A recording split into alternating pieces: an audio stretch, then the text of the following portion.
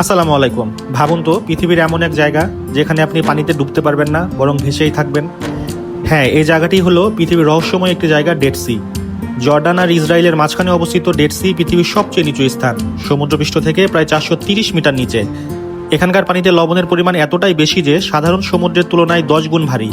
তাই এক ফোঁটা চেষ্টা না করেও আপনি শরীর ভাসিয়ে রাখতে পারবেন ঘন্টার পর ঘন্টা। শুধু তাই নয়, এর কালো কাদা ত্বকের জন্য এক অসাধারণ উপহার। হাজারো ভ্রমণকারী এখানে আসে শুধু কাদায় শরীর মেখে সেই অনন্য অভিজ্ঞতা নেওয়ার জন্য।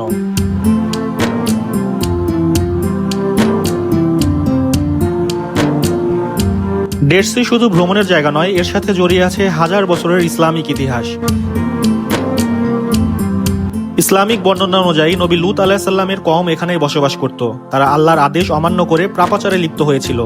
তাদের পাপ এতটাই ভয়াবহ ছিল যে আল্লাহ তাআলা ফেরেশতা পাঠিয়ে পুরো জনপদ উল্টে দেন এবং ওপর থেকে কঠিন শাস্তি বর্ষণ করেন।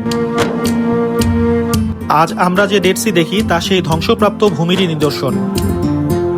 কত আশ্চর্যের কথা, এই সাগরে জীবন নেই, মাছ নেই, গাছ নেই, কোনো প্রাণ নেই।